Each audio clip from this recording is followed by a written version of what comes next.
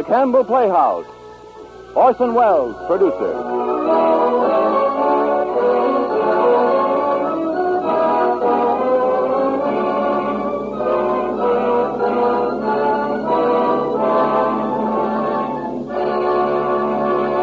Good evening, this is Orson Welles.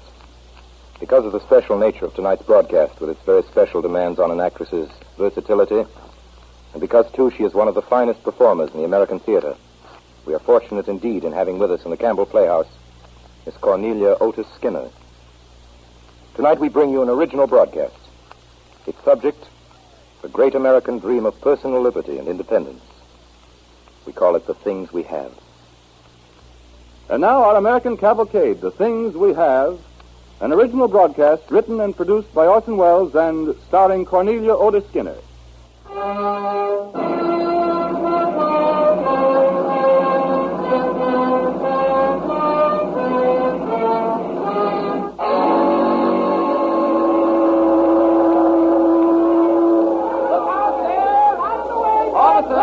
Officer, can you tell me where the third class is? Right down the pier, last gangplank. How long's the ship been in? Oh, about 20 minutes, sir. Oh, heavens, they told us that the steamship officer she wouldn't be in till noon. Park cleared, I guess. Came in sooner than they expected. They haven't come off yet, have they? Only the first class. You meeting someone in third? That's right. Citizen or alien? Alien. Well, you got plenty of time. They have to wait till everybody else is off. Thanks, officer. Oh, officer, how will he know we're here to meet him? Oh, you just wait around, ma'am. After a while, they'll call out your name. Then you can go on board and get him. Maybe quite a while, though. Thanks, officer.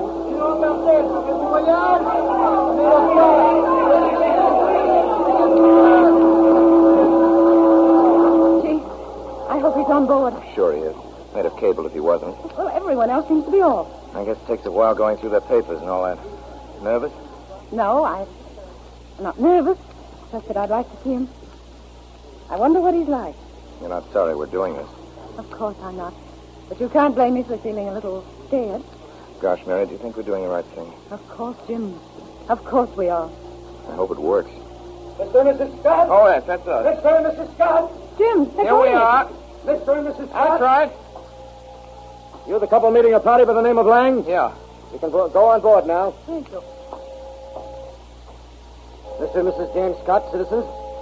Yes, You're here for Simon Lang? that's right. Call Simon Lang. Simon Lang! Simon Lang! Look, Jim. That's him. Gee. Look at him. You Simon Lang? Yes, sir. Simon Lang. Mr. and Mrs. James Scott, you have declared your intention of legally adopting this child. You've certified that you will provide for him till he reaches the age of 21 and undertake that until then he shall at no time become a public charge in the government of the United States. Is that correct? It is. All right, young fellow. Let's see your card. Age? 9 years old. Eyes blue. Height? 1 meter 12. 4 feet 6, I guess. Hair brown. How about your parents, mother? My mother is dead 2 years. Father? Well, what's your father's name? Oscar Lang. Father alive? The boy's father was an associate of mine in business over there 6 months ago. Oh, yeah, sure, I know. Nationality? Mm-hmm. All right, son, that's all. Yeah, here's your landing card. Well, what do you think? Are you going to become an American citizen? Citizen? What is that? Citizen? Well, I guess you'll find out after a while. All right, good luck.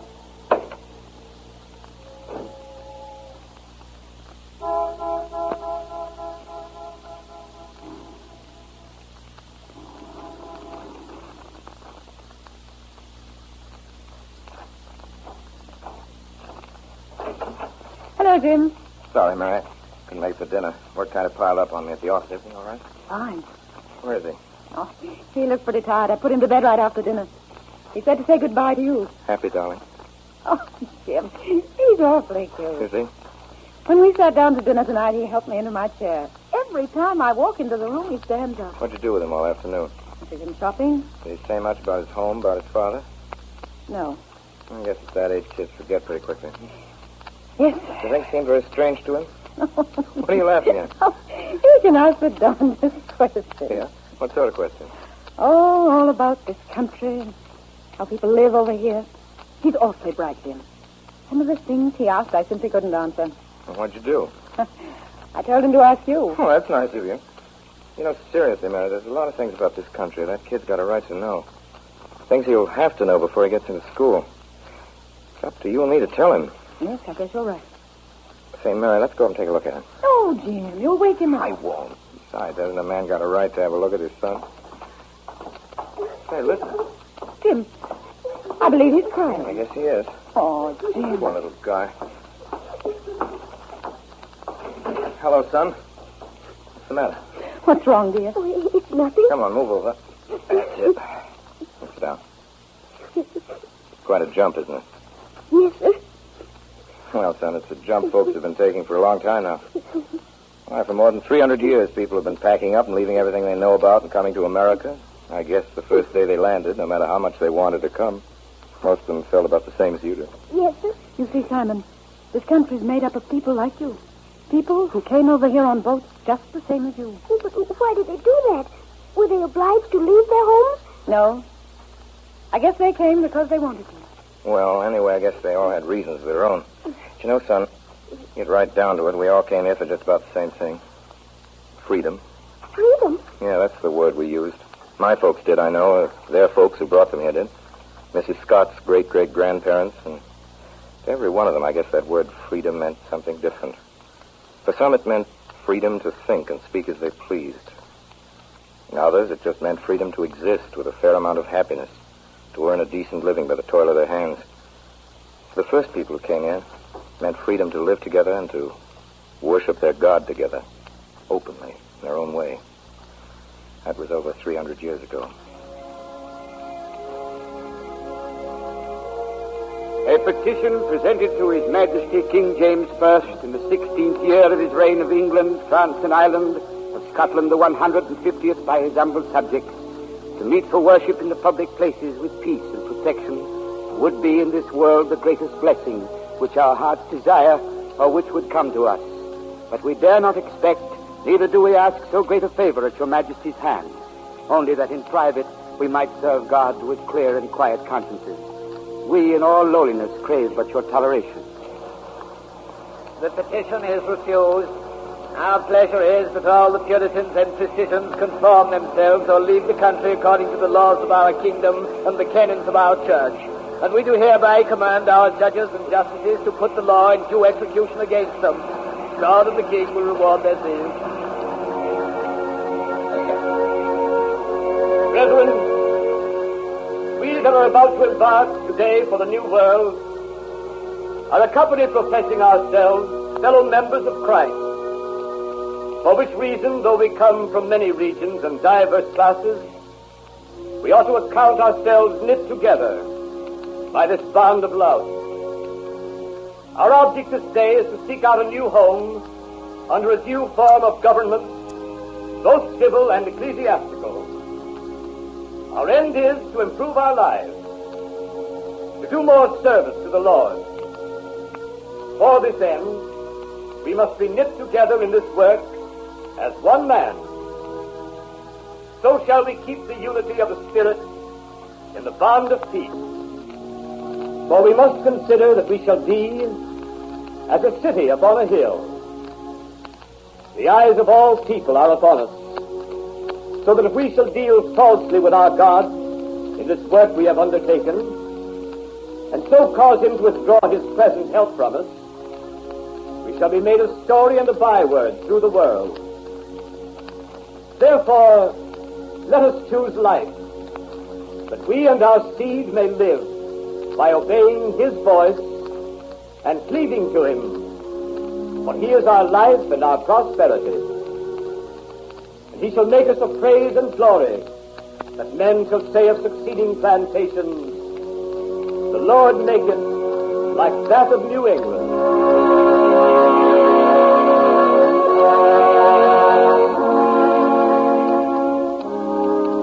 They were the first to come, Simon. They came in little wooden ships with their wives and their children, and then afterwards others came. And always when men spoke of this country, that same word, that word freedom, was on their lips. To others, in other countries, America meant freedom to think and speak as they pleased.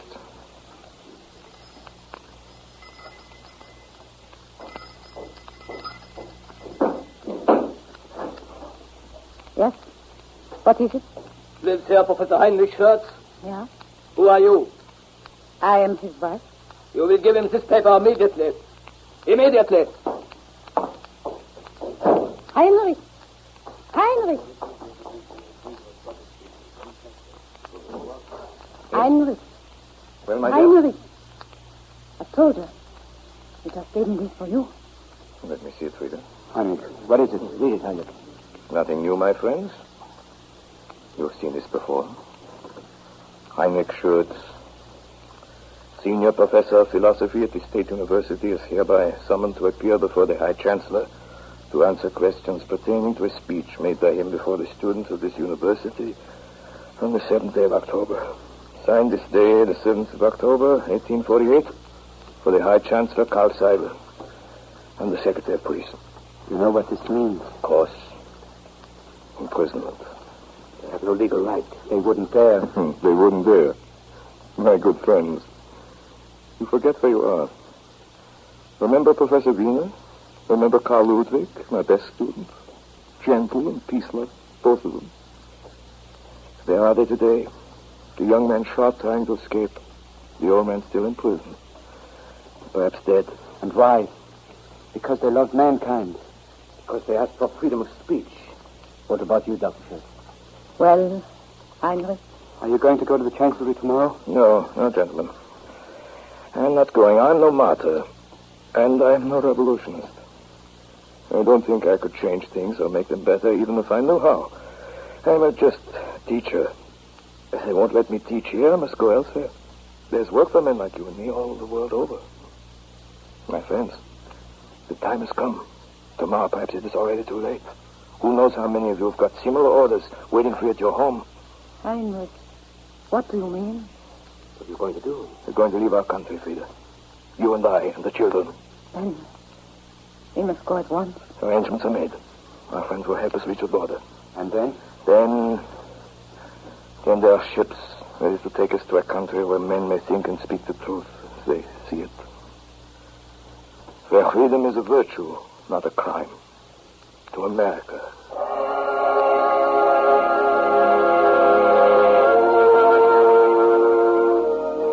There are a lot of people who came here to whom the name America was nothing but a word in a foreign tongue. And to them that word meant freedom from oppression, freedom from fear.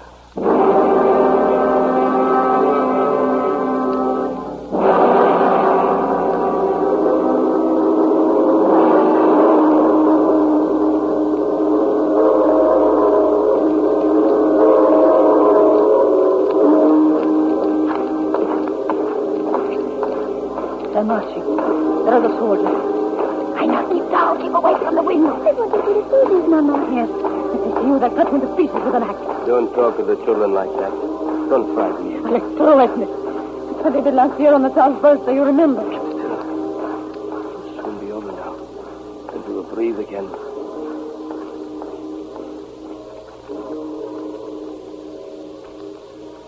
Mama, they've stopped. Keep down.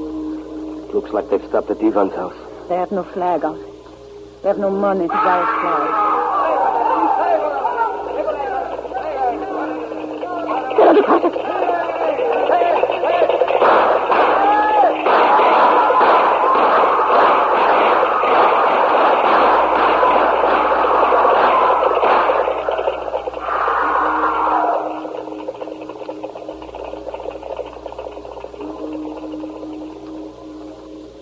So it is every holiday. Before the end of the day, the streets red with blood. I will sit here. Well, not for long. A few more months, maybe a year, maybe 2 years. When we have saved enough, then we shall leave this place for a country where men can walk together side by side in broad daylight, be afraid of no one. To a land that's rich and happy. To America.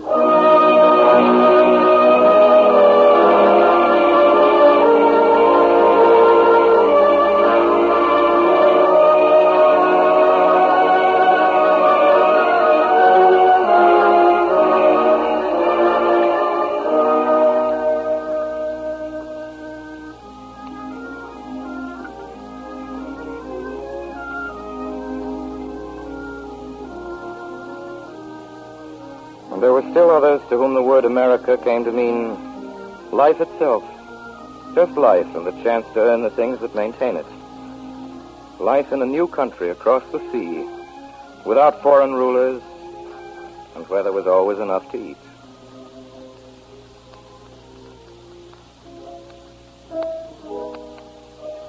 There you are, Emily. There's your key. Oh, Jeffrey. Yes, your ladyship. Jeffrey, isn't it so Shaughnessy will take a glass of port? Yes, my lady. You're extremely kind, Lady Townsend. I will that. Do have some more of these little cakes, Emily. We have them sent from London, you know. They never can make them quite right over here. Thank you, Lady Townsend. And now, Mr. O'Shaughnessy, what were you saying? Well, my lady, I've seen bad times in my day, but nothing like this. It's about 3 in every 10 is dead of the famine and 2 more of the fever. So you might say it's about half the people in the county that are dead now. And the same all over Ireland. In Skibbereen, if you'd believe it, there's not more than 10 men left in the village. Oh, dear me.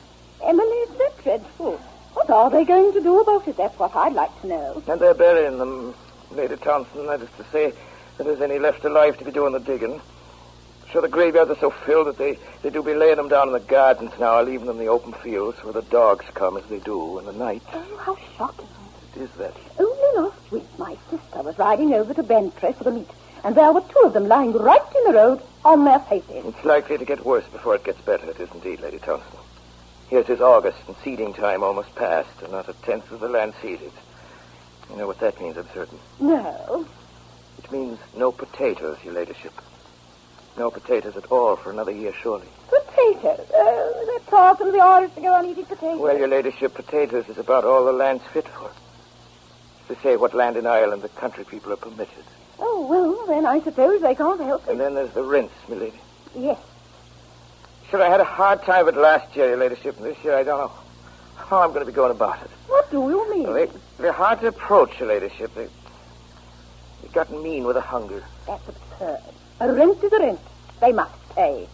I'll do my best, your ladyship, but I can't go getting blood out of a stone or money out of a dead man. Well, they're not all dead. You just said they're not all dead. That's entirely true, your ladyship, but of them that's alive yet, there's a lot that do be leaving the country. Every day now you hear of them going off from their land, nobody left at home to work it. What do you mean going? Going where? America, your ladyship. America? How dare they? I'm sure there's no law against that, your ladyship. We do say there's food to be eaten there and work to earn it with. Pat O'Mernon's brother, you know Patrick, your ladyship, it's one of your gardeners. Well, his brother went away to America only 2 years ago, and we hear now he's doing famously. He's digging the Erie Canal, he is, and making his fortune. Oh, there's opportunities in America, your ladyship. It's a fine, free land, it is. Well, at least I mean to say, jobs there, your ladyship. At any rate, ways to keep alive, if you know what I mean. Your ladyship. Yeah, well, anyway, it's a big country. Well, O'Shaughnessy, I suppose it can't be stopped. I suppose not, your ladyship. I suppose it can't.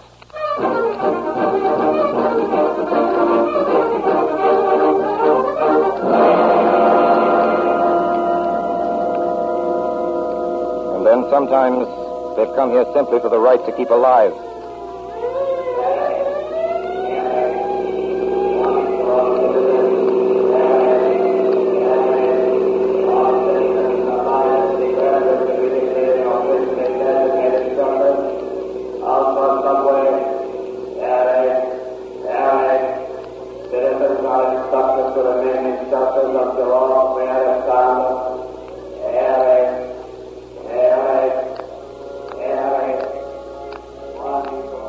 So it's been, son. Ever since the first ones landed more than 300 years ago.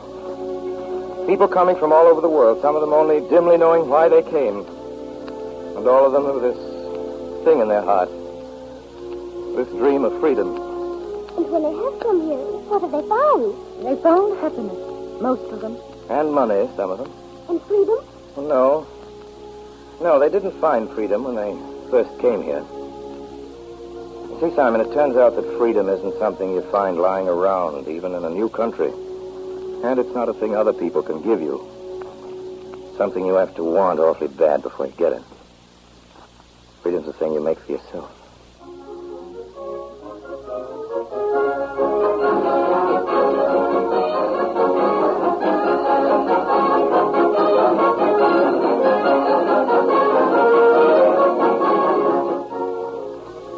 You are listening to the Campbell Playhouse presentation of our American cavalcade, The Things We Have, an original radio drama starring Orson Welles and Cornelio de Skinner. This is the Columbia Broadcasting System.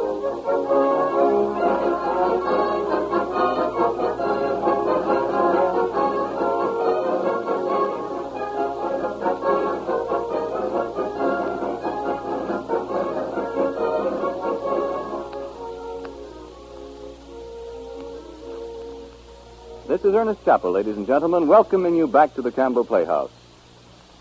Now we resume our Campbell Playhouse presentation, starring Orson Welles and Cornelio de Skinner.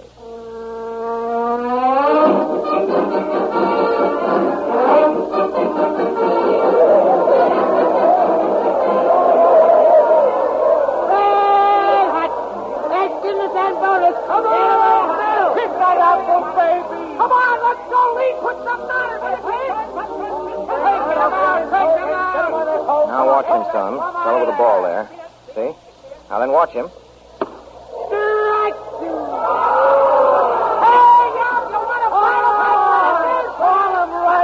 He's blinded both eyes. Hey, what do you say, sport? Play ball. Come on, Mel, a little single. That's all, kid. Get back, Marty. Mel's up. Here comes the pitch. Buck turn, pitch goes probably back. Well, Simon, there goes the ball game. Is it over now? After that homer Mel knocked out, certainly is. There is no more now? No, not for today. Come on, son. Let's get out of here before you get caught in the crowd. Oh, Father, those men, are they soldiers? What men, son? Why'd you see soldiers? The ones in the coach with the big buttons. Oh, no, son. Those are just ushers. You don't have any soldiers here. Oh. Don't you like the ball game? Oh, yes, it was fine. We can come again sometime. Maybe I understand better. As often as you like, son. Well, here we are. Here's your car. Hey there. What's the hurry? Oh, this your car? Yes, officer. What gave you the idea you could leave your car in a no parking zone? I didn't know you couldn't park here, officer. Oh, you didn't, huh? No, sir. Well, what do you think this yellow line is along the curb? I didn't know. What do you think those signs mean? Wait a minute, officer. When I pulled in here, there's half a dozen other cars. So you think that gives you a right to break the law, huh? Sorry, officer. I won't do it again. Now, that's mighty white of you, mister. And just to make sure that you know what I'm going to do, I'm going to give you a little ticket, just to remind you the next time. Oh, now, wait a minute, officer. Now, here it is, right in the door handle. You can pay you. the fine at headquarters any time before Friday. Yes, sir. Was that a soldier?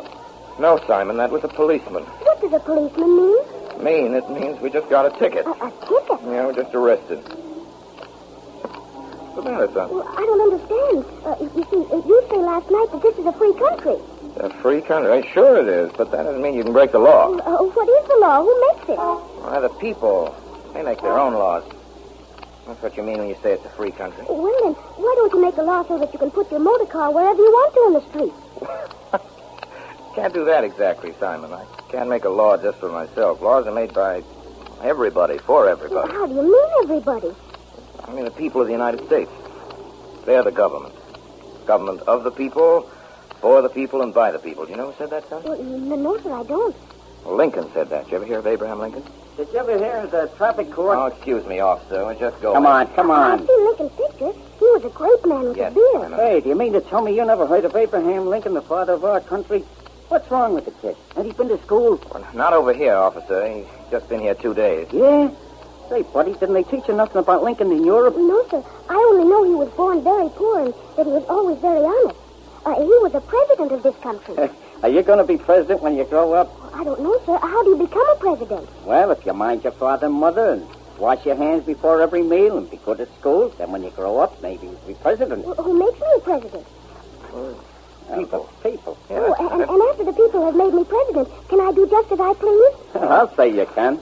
Officer, I don't know. You see, while the president is directly responsible to us during the 4 years of his office, he must consider our opinions as expressed by our representatives. Isn't that right? Oh, sure. And if we don't like the way he's done his job, we elect another president, and if he's a really bad man, we have the right to fire him before his time's over. That's right. It's a free country. Well, does a free country mean that you don't have to pay for anything? I'm afraid you have to pay for everything everywhere, son. A free country is a country in which the government is chosen and run by the people. Yeah, like Lincoln said. What's a policeman? A policeman is a public servant. Servant? Yeah, but that don't mean I gotta wash the dishes. Come on now, get moving. Yes, officer. Hey, look out. Yes, officer. Which way you going? Yes, officer. I know. I'll tell you more about this after dinner. Free country.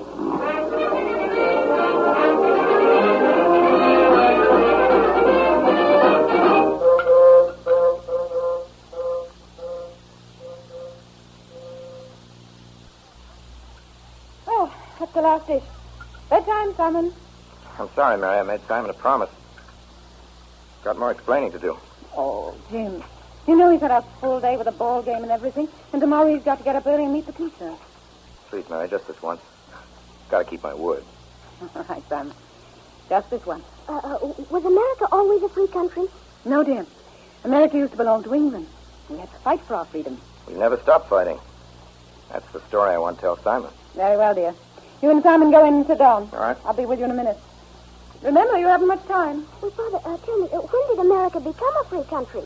1776, dear. That's the date of the Declaration of Independence, July 4th. Aren't you smart? Yeah, but it started before that. Before the Revolution.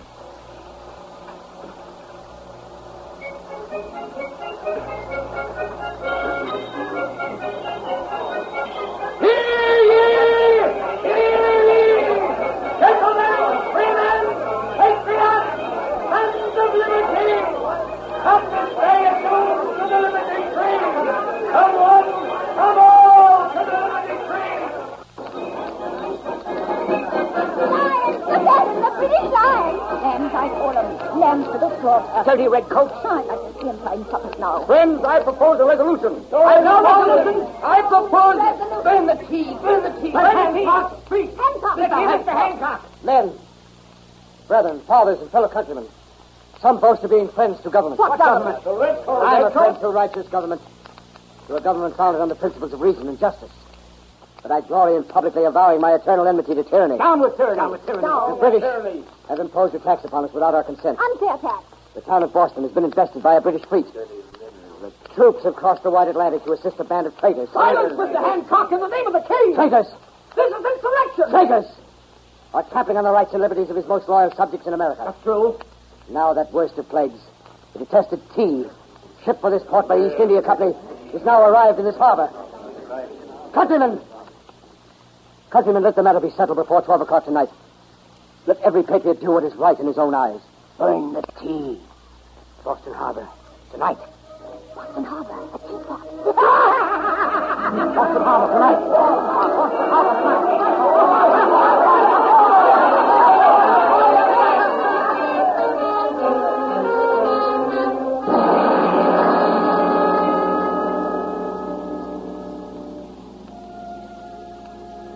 And after that day, then they were free? That was only the beginning. You see, there was only a few boxes of tea they threw into the water that day. It took them many years after that, and it took a lot of courage and a lot of fighting before they got their freedom. Before there was a chance to sit down and write the laws under which you're going to live, Simon. Here, where'd you put those books you brought, sir? You mean, Simon? They're Yeah. on the table in the hall. Come on, son. Let's go and get them. I'll show you. Now then, let's see. Geography. Here we are. Simon, you read English pretty well. I try. Of course he does. Okay. All right, then. There's something I'd like you to read us. Oh, yes? After you've been in school for a few days, they're going to make you learn this stuff by heart, and you and the other kids are going to start it over and over again until you get awful sick of it. That's a shame, because it's good stuff. That's why I'd like you to read it to us now for the first time. Come on over here and sit down by the light. Okay? Oh, yes. Now then, here it is. See? Yes, I see. We hold these truths to be self-evident that all men are created equal, that they are endowed by their Creator with certain unalienable rights, that among these are life, liberty, and the pursuit of happiness. How'd that sound, Mary? It sounded good. But, Jim... Yes, Mary? After all, Simon doesn't start school till tomorrow. Put that book away, Simon. Too much like work. Come on, Jim. Tell us about the Indians. Oh, yes, the Indians. The Indians. Well, there aren't so many of them left now. But they used to be, as the Bible says, like the sands of the desert. There were great men amongst them. Chiefs like Pontiac or the Ottawas. the Canopy of the Seminoles, White Ghost and Little Crow of the Sioux, Logan of the Mingos, Black Hawk of the Sacs. Leaders, most of whom led their people against us. Warriors who earned their glory in another fight for independence.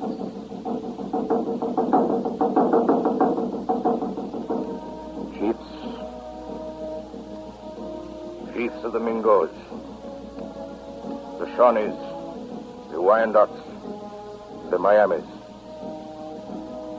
You have seen the fires burning on the hills. You have heard the call of Logan. You have answered. The time has come, my brothers. The time of blood. Many times we have said to the white man, there is a place for you. There is a place for us. Many times we have offered them the hand of friendship. What is their answer? They have stolen our land. They have set us one against the other. They have driven us before them, from the rising to the setting of the sun. I appeal to any white man to say if he ever came to Logan's cabin hungry, and he gave him not meat.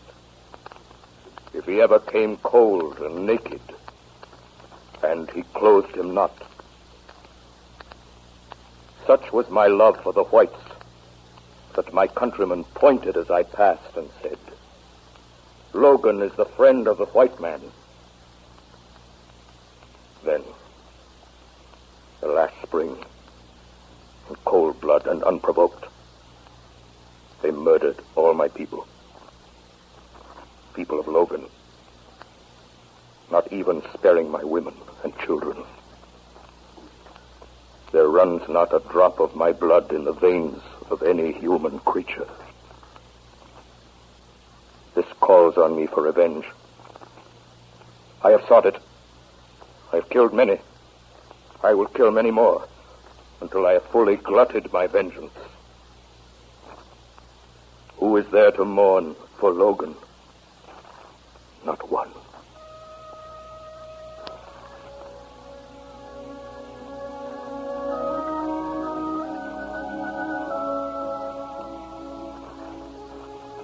And Simon, besides these first Americans who fought us for their freedom and lost,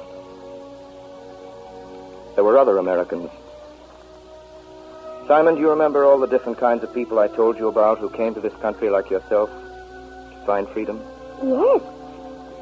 Well, son, if somebody says that the American colonists should have stayed in their own country and fought there for liberty, you tell them that what was done in that short time here in the New World made possible the whole progress of liberty everywhere else.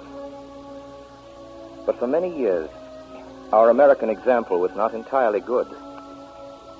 See, as we've seen, there were the Indians, from whom we stole this country. And then there were those other people. People the rest of us still sometimes don't treat so very well. People we used to buy and sell as though they were our property. Well, if they were stolen property because these Americans were brought to this country without wanting to come.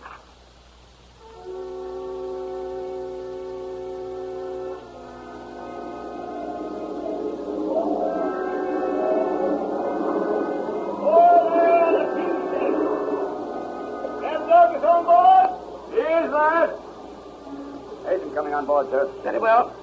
Come aboard, sir. You're very welcome. Yeah. Be a good time, Captain Douglas. We did, sir. 41 days to Sierra Leone. Good winds most all the way. Well, Captain Douglas, you got your manifest? Yes, sir. Shall we go below? I wouldn't go below if I were you, sir. Not with this cargo. Here's the manifest, sir. Brought it up. Thank you. Everything tally?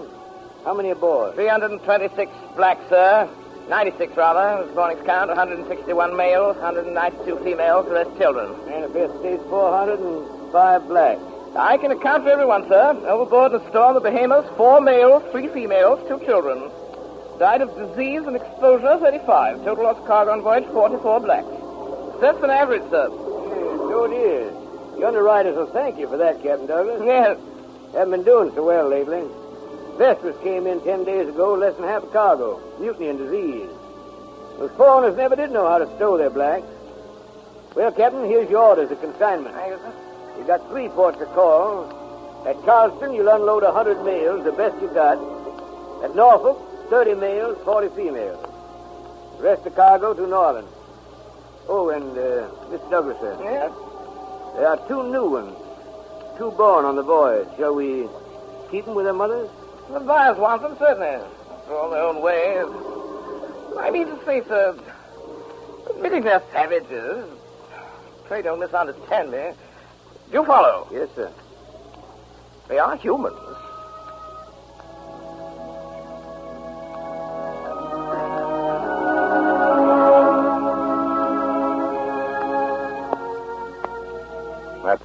That's how the Negro people came to this country, Simon, like cattle.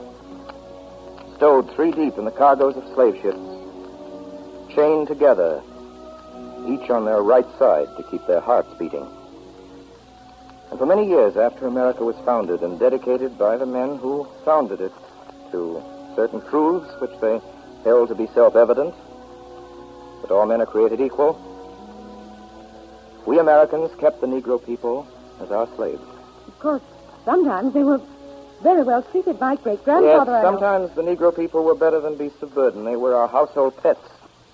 Yes. That's what old John Brown of Kansas was thinking of when he went down into the nicest farm country in Virginia, where slaves were happiest. Took on the whole United States Navy. Army. Oh, Jim, John Brown isn't worth talking about. Everybody knows he was crazy. Well, he wasn't crazy enough to think he could lick the world with 18 men. He tried it, didn't he? I don't know. Who is John Brown? There's another American who fought for liberty. Oh, I see. See, after folks had been talking for some time about fighting the slave states to free the slaves, old John Brown sold his business and took his sons with him. He went out and fought America to show America what it ought to do. Was he a good man? He was a man of God. He's like Joshua in the Old Testament. He died according to the New. Maybe he was mad. Maybe he was a very great man.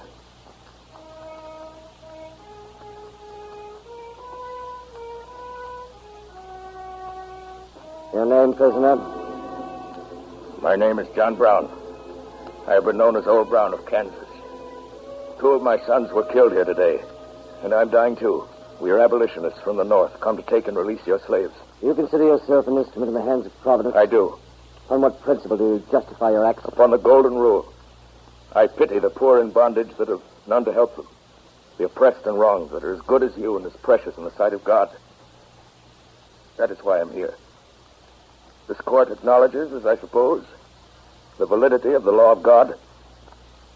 I see a book kissed here, which I suppose to be the Bible, or at least the New Testament. That teaches me that all things whatsoever I would that men should do to me, I should do so even to them. I believe that to have interfered as I have done in behalf of the despised poor was not wrong, but right. Had I so interfered in behalf of the rich, the powerful, the intelligent, the so-called great, or in behalf of any of their friends, either father, mother, brother, sister, wife, or children, or any of that class, and suffered and sacrificed what I have in this interference, every man in this court would have deemed it an act worthy of reward rather than of punishment.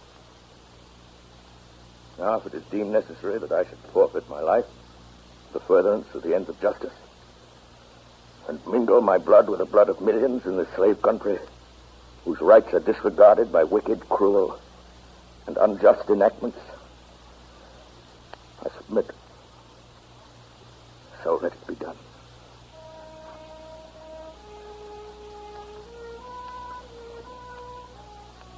And it was done. They took John Brown up to a hill over Charlestown and hanged him. There were men who made a song about it, a marching song. And thousands of Americans went to their death, singing it in the Great Civil War. John Brown's body lies a moldering in the grave, but his soul goes marching on.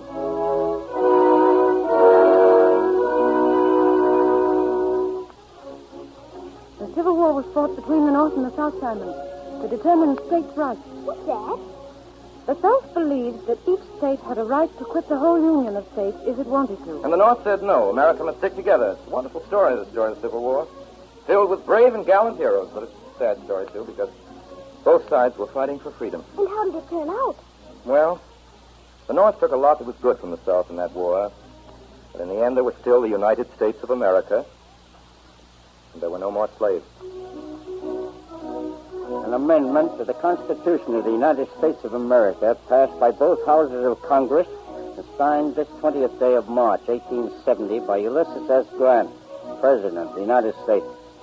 The right of the citizens of the United States to vote shall not be denied or abridged by the United States or by any state on account of race, color, or previous condition of servitude.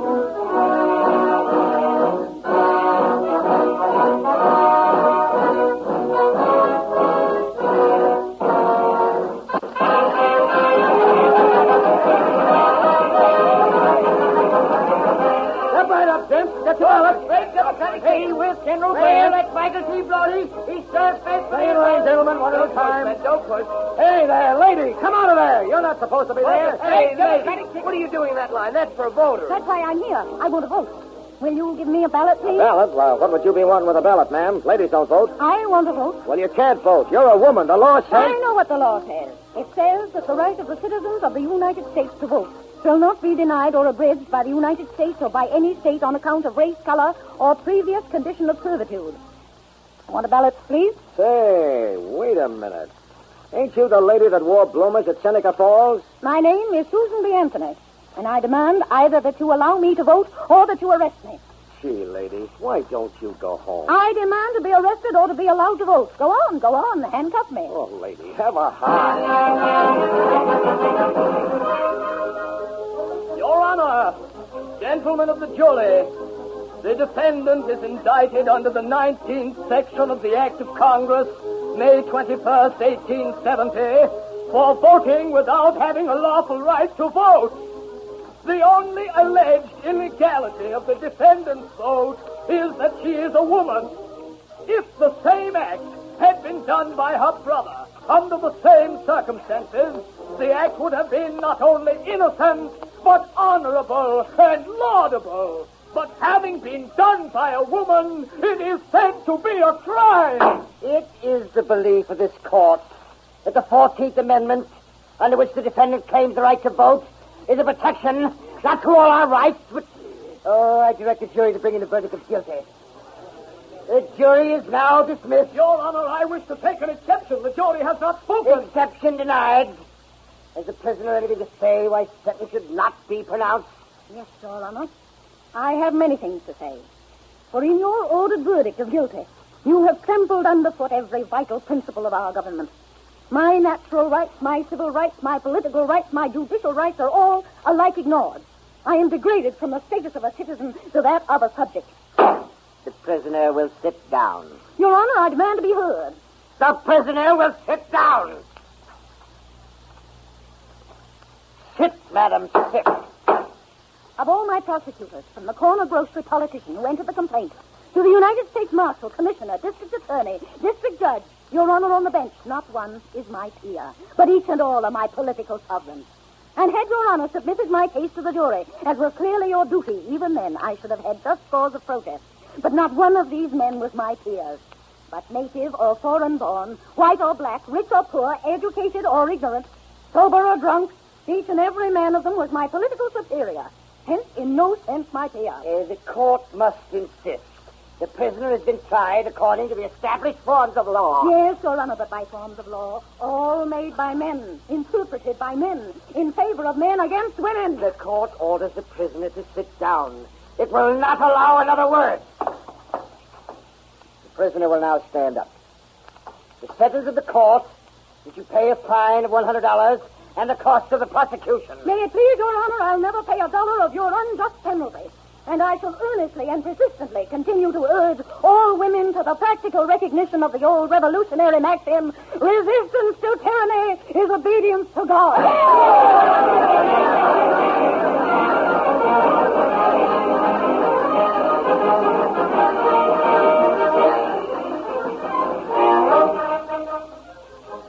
But what did they do to the lady? Did they put They made her pay a lot of money. Did the ladies stop trying to vote? They did not. I'll say they didn't. Did they go to war, too? Well, not exactly, but for 50 years they marched and talked and starved themselves in jails. And then in the end, it did take a war to make men see that women were people. Did you go to prison, too? I was too young, or I might have. Jim, what are you laughing at? Remember how your mother got that congressman from Maryland to vote for the amendment? Hello there. Yes, You, Congressman French? I am. What can I do for you? Mr. French, I've come out here to ask you to vote for the women's suffrage amendment. Well, missy, certainly picked a hot day. I'd like to talk to you, but my neighbor here wants to get his wheat in before that thunderstorm breaks. Anyway, it wouldn't do any good. I can't see that suffrage is right, so I can't vote for it. Did you think the war was right? Well, of course. And why did we go to war? To get democracy. Exactly. And didn't President Wilson say that democracy was the right of all those who submit to authority to have a voice known government? Now, look here, missy. I believe women are superior beings to men, and if they were to vote, they'd have to be equals. Now, look at this haystack. Why, you could no more pitch hay... Will you lend me your pitchfork? Well, sure. Here you are. You want a hand up? No, thank you. Well, I'll be jiggered. Labor's scarce. Now I know where to look for it when I need it. So I came to you for your help, your vote. Will you give it to me? Well, I guess one good turn deserves another. I don't know why, if you can pitch hay like that, man, you shouldn't vote.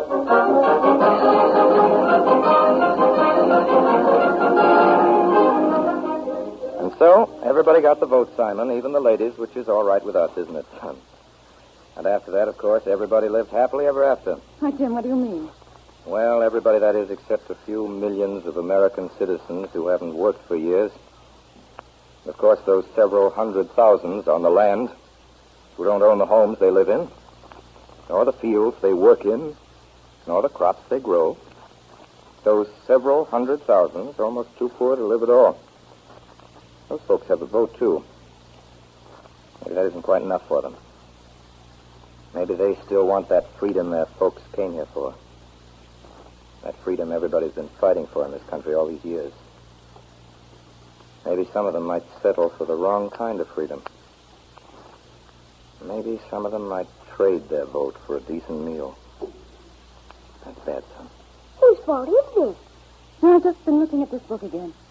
I'd like to read you a few more sentences. George Washington said this when the Revolution was won. The citizens of America, placed in the most enviable conditions, as the sole lords and proprietors of a vast tract of continent, comprehending all the various soils and climates of the world, and abounding with all the necessaries and conveniences of life, are now acknowledged to be possessed of absolute freedom and independency. The foundation of our empire was not laid in the gloomy age of ignorance and superstition, but at an epoch when the rights of mankind were better understood and more clearly defined than at any former period.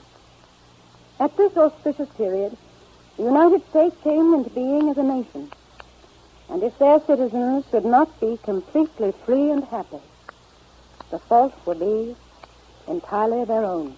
What is there for us to do, then? Can we change things? If we ought to.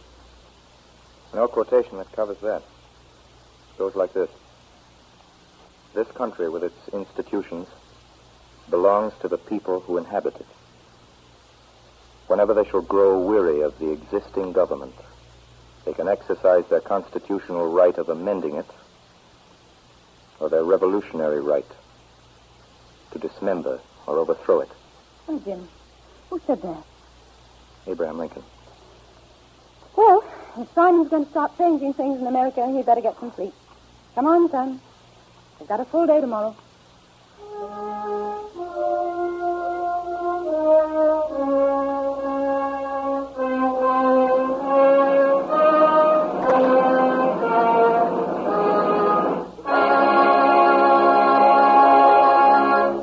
This concludes the Campbell Playhouse presentation of our American cavalcade, The Things We Have, an original radio drama by Orson Welles, starring Cornelio de Skinner and Mr. Wells. In just a moment, Mr. Wells and Miss Skinner will return to the microphone. And now I think Orson Welles has a special message for you. Ladies and gentlemen, this, too, is a part of the things we have here in America. All winter long, disabled veterans have been making poppies, slowly and patiently with their own hands. Tomorrow is Poppy Day, a day when grateful citizens will wear the little red symbol of Flanders Field. It is more than a tag to show that we've contributed to these disabled veterans, their families, and the families of the World War dead. The token of our continued devotion to those ideals for which they stood so nobly. Now, before I present our guest to you, Mr. Chappell, would you please announce the cast of tonight's broadcast? Yes, Mr. Wells. In tonight's Campbell Playhouse production, The Things We Have, Orson Welles played James Scott, Professor Schurz, O'Shaughnessy, Chief Logan, and John Brown. Cornelia Otis Skinner played the parts of Mary Scott, Frau Schurz, the Polish woman, Lady Townsend, and Susan B. Anthony. Others who completed tonight's cast were Ray Collins, Frank Reddick, Everett Sloan, Agnes Moorehead, Howard Smith, Kenneth Delmar, Kingsley Colton, and William Harrigan. The music for the Campbell Playhouse is arranged and conducted by Bernard Herrmann. And now I know you want to hear from our two stars. Orson Welles? Ladies and gentlemen, it was with great pleasure that I introduced to you a lady who has been variously described as a one-woman theater, a top-notch sorceress, and one of the greatest single attractions on the American stage, Miss Cornelia Otis Skinner. Thank you, Mr. Wells. I think I should explain for those few of you who don't already know it that Miss Skinner is that rare and remarkable artist in the theater, a solo actress. Quite alone and without scenery or properties of any kind, she's created to the complete conviction of hundreds of thousands of people such characters as, among others, as the Empress Eugenie, Nell Gwynn, and I believe all 6 wives of Henry VIII. Not satisfied with this, last season, Miss Skinner did an even more remarkable thing. She successfully toured the country in her own adaptation of Margaret Eyre Barnes' famous novel, Edna, His Wife. In this full-length play, Miss Skinner, I believe you played the part of Edna. Yes. Edna's sister. Yes. Edna's mother. Yes. Family friend. Yes. And 5 other women. Yes. In addition to this, according to a New York critic, you created in your audience's mind the pictures of a large number of men who never appeared. Must have been quite a frantic little evening, Miss Skinner. No more frantic, I assure you, than being here with you tonight at the Campbell Playhouse. Well, I don't know whether to take that as a compliment or not. I assure you it's a compliment. I've had a wonderful time playing those 5 different parts. Thank you, Miss Skinner. It's been a great pleasure to have you with us. Good night, Mr. Wells. Good night. And now, a few words about next week's announcement. Ladies and gentlemen, Friday night at the same time, we bring you the greatest event in this year of radio broadcasting. I say this unblushingly. Next week, the marquee on the front of the Campbell Playhouse blazes with the most magical words known to this decade of theatrical entertainment. Helen Hayes and Victoria Regina. And all of us on the Campbell Playhouse remain obediently yours.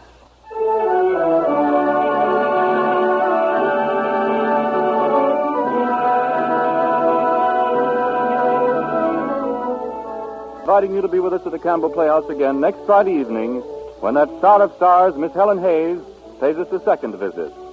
Our play will be Miss Hayes' latest and greatest stage hit, the phenomenally successful Victoria Regina. This will be its first presentation on the air. This is Ernest Chappell saying thank you and good night. This is the Columbia Broadcasting System.